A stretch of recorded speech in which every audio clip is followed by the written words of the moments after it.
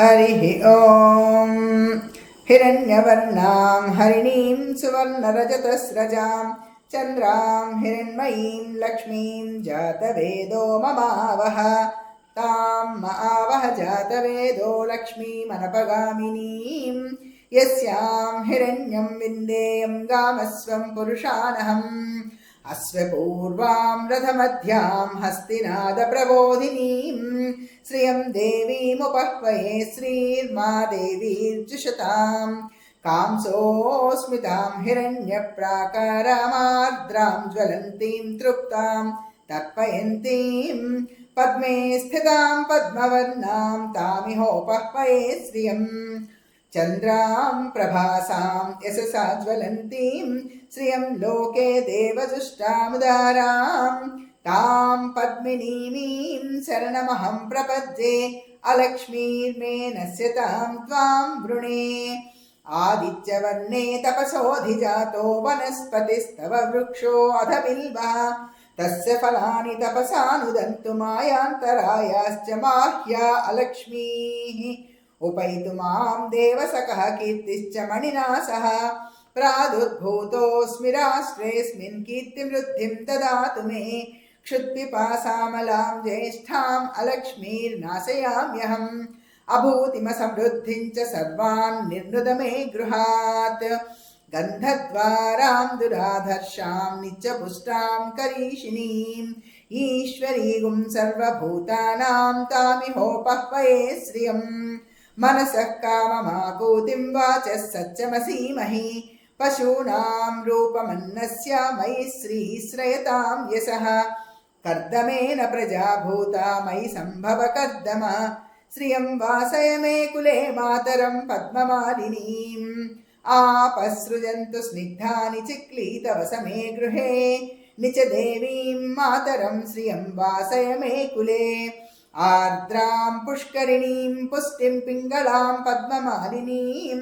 चन्द्रां हिरण्मयीं लक्ष्मीं जातवेदो ममावह आर्द्रां यःकरिणीं यष्टिं सुवर्णां हेममालिनीं सूर्यां हिरण्मयीं लक्ष्मीं जातवेदो ममावह तां आवह जातवेदो लक्ष्मीमनपगामिनीं यस्यां हिरण्यं प्रभूतं गावो दास्योऽस्वान् विन्देयं पुरुषानहम् यस्सुचिः प्रयतो भूत्वा जुहुयादाज्यमन्वहम् श्रियः पञ्चरसर्चं च श्रीकामः सततं जपेत् आनन्दः कर्दमश्चैव चिक्लीत इति विश्रुताः ऋषयस्ते त्रयः पुत्रा स्वयं श्रीदेवी देवता पद्मासने पद्मऊरू पद्माक्षी पद्मसम्भवे त्वं मां भजस्व पद्माक्षी येन सौख्यं लभाम्यहम् अश्वदायि च गोदायि धनदायि महाधने धनं मे जुषतां देवीं सर्वकामार्थसिद्धये पुत्रपौत्रधनं धान्यं हस्तस्वाजाविगोरधं प्रजानां भवसि माता आयुष्मन्तं करोतु माम् चन्द्राभां लक्ष्मीमीशानां सूर्याभां श्रियमीश्वरीं चन्द्रसूर्याग्निसर्वाभां श्रीमहालक्ष्मीमुपास्महे धनमग्निर्धनं वायुर्धनं सूर्यो धनं वसुः धनमिन्द्रो बृहस्पतिर्वरुणं धनमश्नुते वैनतेय सोमं पिबत वृत्तः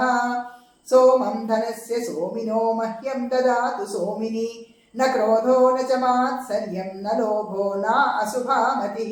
भवन्ति कृतपुण्यानां भक्तानां श्रीसूक्तं जपेत् सदा वर्षन्तु ते विभावरिदिवो अभ्रस्य विद्युतः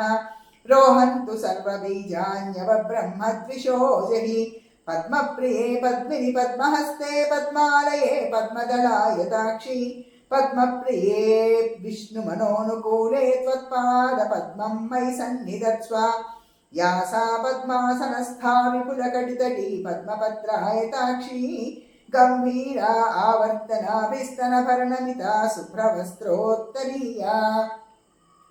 लक्ष्मीर्दिव्यैर्गजेन्द्रैः मणिगणखचितैः स्नापिताः हेमकुम्भैः नित्यं सा पद्महस्ता मम वसतु गृहे सर्वमाङ्गल्ययुक्ता लक्ष्मीं क्षीरसमुद्रराजतनयां श्रीरङ्गधामेश्वरीं दासीभूतसमस्तदेववनितां लोकैकदीपाङ्कुरां श्रीमन्मन्दकटाक्षलभ्यविभव ब्रह्मेन्द्रगङ्गाधरां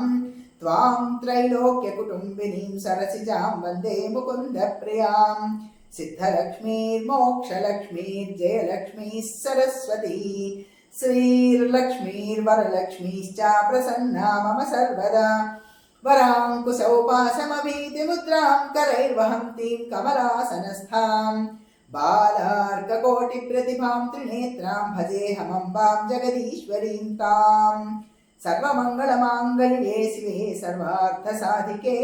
शरण्ये त्र्यम्बिके देवी नारायणी नमोऽस्तु ते। ॐ महादेव्यै च विद्महे विष्णुपत्न्यै च धीमहि तन्नो लक्ष्मीः प्रचोदयात्। ॐ शान्तिः शान्तिः शान्तिः।